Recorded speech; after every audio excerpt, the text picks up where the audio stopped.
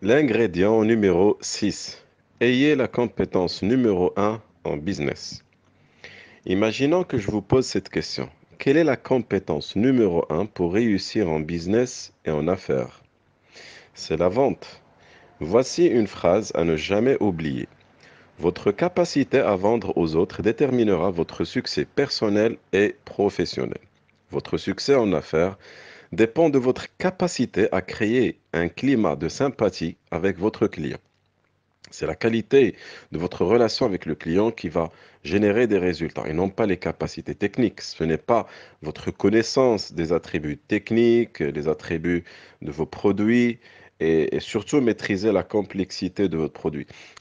Tout ça, c'est bien. Ce sont des compétences que vous devrez maîtriser.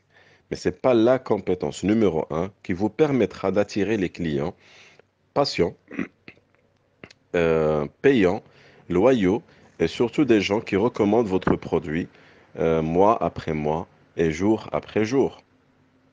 Et l'idée derrière, c'est que si vous n'avez pas ou si vous n'avez pas cette capacité, cette compétence de créer une bonne relation avec vos clients, eh ben malheureusement, vous n'allez pas pouvoir dépasser ce blocage et donc libérer votre business pour générer le cash, les profits et les clients que vous souhaitez avoir.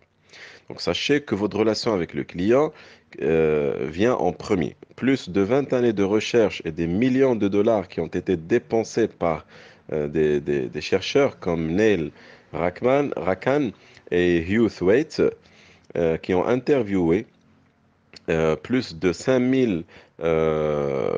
55 000 clients avant et après la vente. Et la question principale était, qu'est-ce qui vous pousse à accepter d'acheter un produit? Eh bien, figurez-vous, la réponse des clients était notre relation de confiance avec le propriétaire d'affaires ou avec le représentant de l'activité commerciale. Voilà.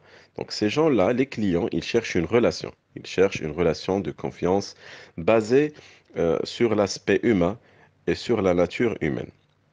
D'autres recherches valident ces propos car ils disent que 1% de vos clients ne se ramènent pas en fait à votre business, ne reviennent jamais à votre business parce que par exemple ils meurent ou tout simplement ils ont changé d'adresse.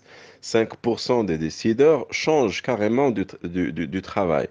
22% ne sont pas satisfaits de vos produits. Alors voici le chiffre en fait qui va peut-être vous surprendre, c'est que 69% de vos clients ne reviennent jamais parce qu'ils ne sont pas satisfaits du vendeur ou tout simplement du comportement du propriétaire de la ferme. Alors maintenant, une question. Quelle est la meilleure vente au monde?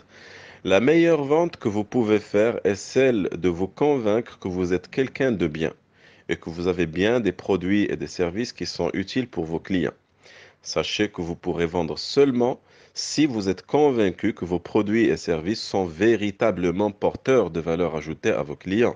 C'est un fait essentiel et inévitable que vous ne pouvez pas manquer si vous visez à devenir quelqu'un de grand, quelqu'un qui veut grandir en termes de business et en termes d'affaires.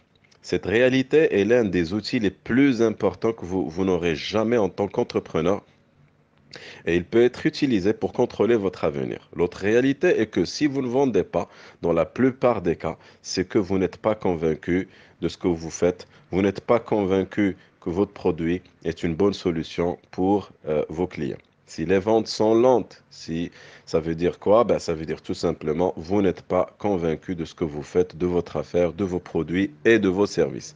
Si vous n'avancez pas, là encore, vous n'êtes pas convaincu. Si vous avez des excuses, là encore, vous n'êtes pas convaincu de ce que vous faites et de votre affaire et de votre secteur.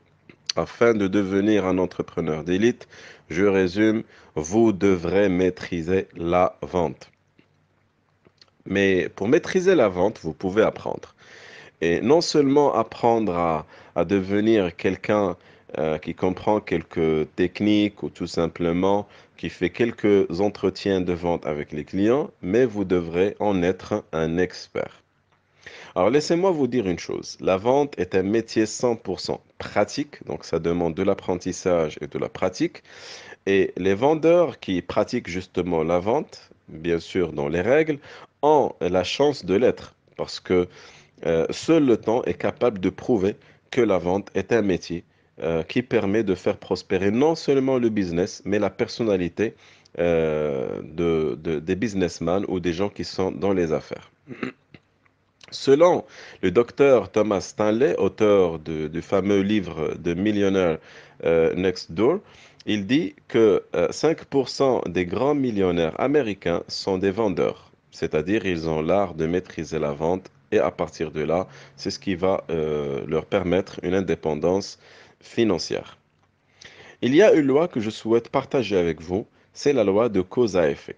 Cette loi stipule que toute réalisation a une raison ou des raisons. Donc, vous ne pouvez pas avoir des résultats sans les justifier par des causes.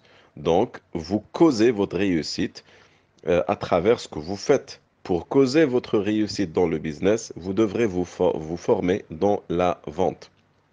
À partir de là, vous pouvez derrière créer une culture orientée client. Sachez que la paie de chaque employé, du coursier au PDG, vient du client. Tout le monde travaille pour le client et c'est le vrai patron. Le client paye les salaires. Ce n'est ni le patron ni le propriétaire de l'entreprise qui finance la paie, c'est le client. Et vous ne devez en aucun cas et en aucune seconde savoir ou tout simplement négliger que dans le monde des affaires, votre réussite dépend de l'existence de la clientèle et de votre compétence à vendre. Si vous voulez exploser les ventes dans les 3 prochains mois, c'est facile. Chaque poste dans votre entreprise, même le plus élémentaire, doit être conçu afin de créer et maintenir une clientèle. Chaque matin, rappelez vos collaborateurs et vous pouvez leur dire dans n'importe quelle réunion, dans n'importe quelle rencontre, dans n'importe quel environnement, vous devrez leur dire, nous travaillons tous pour le client. Alors, travailler pour le client, ce n'est pas un slogan, mais malheureusement ou heureusement, je n'en sais rien, c'est la réalité des réalités. N'oubliez jamais ceci. Pas de client, pas d'argent, pas de profit. Le client est le seul et l'unique patron de l'entreprise. Plusieurs personnes n'admirent pas et n'aiment pas cette réalité, mais tôt ou tard, ils vont tout simplement parvenir à comprendre que c'est la réalité des réalités en business. Commencez par mettre en place une culture orientée client et je vous propose ici un certain nombre de règles. Ils sont en nombre de 10. Ce sont les 10 règles magiques pour créer un système orienté client. Et vous allez voir, les ventes vont commencer. Règle numéro 1. Tout poste qui ne travaille pas pour le client est à supprimer.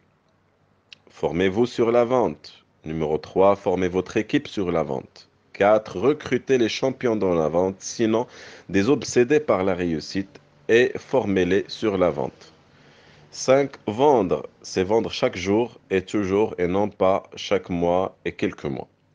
6. Sachez que plus de rendez-vous clients, c'est plus d'argent. 7. Surprenez vos clients en leur donnant plus de ce qu'ils veulent. 8. Lisez un livre sur la vente par semaine. Un livre par semaine ou un par mois, sinon vous serez dépassé par les concurrents. 9. Mettez une réunion hebdomadaire appelée l'amélioration de la relation client chaque semaine.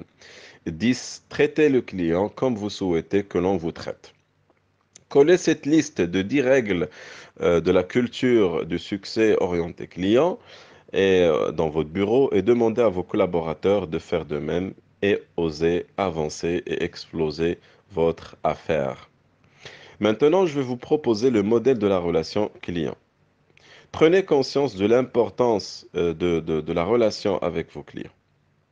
Et ici, je vais vous proposer un modèle simple, concis, en résumé. Ce modèle précise 4 étapes fondamentales pour entretenir une très bonne relation avec le client. Première étape, le développement de la confiance. C'est une étape très importante et qui correspond à 40% du succès dans la vente. Ça se construit par les bonnes questions, par l'écoute active et tout simplement par une attitude positive vis-à-vis de ce que vous faites et vis-à-vis de votre client. Étape numéro 2. Identifier les besoins. Cette étape correspond à 30% du succès dans la vente.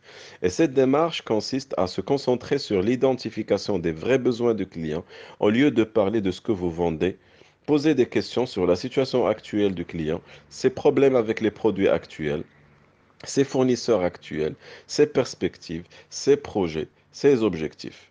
Comme dit Stephen Covey, cherchez d'abord à comprendre, puis à être compris. Une fois que vous avez construit un niveau élevé de confiance en posant des questions et en cherchant à comprendre mieux l'espace, l'environnement, les besoins de votre client, à partir de là, vous pouvez passer à la troisième étape qui est la présentation des solutions. C'est une étape qui correspond à 20% du succès dans la vente. Elle consiste à montrer comment votre produit ou service pourrait être une solution pour votre client, selon bien sûr les besoins exprimés dans l'étape précédente. Expliquez les particularités de votre produit ou service, ses avantages et évitez la complexité technique du produit. Appuyez seulement sur ce qui permet des résultats. Quatrième et dernière étape, demandez au client à ce qu'il achète. Cette étape correspond à 10% du succès dans la vente et plusieurs gens d'affaires ont honte de demander au client à ce qu'il achète d'une manière directe. Le cerveau humain fonctionne selon le mode du Scotum, l'ordre direct, précis et ferme. Plusieurs marketeurs l'ont compris et ils mettent sur leur site ce genre d'affirmation, par exemple, achetez maintenant, inscrivez-vous maintenant, passez commande maintenant, etc., etc., etc. Voilà. Maintenant que vous comprenez mieux quelle est la compétence numéro un qui est la vente, j'espère que vous êtes prêts pour aborder l'ingrédient numéro 7.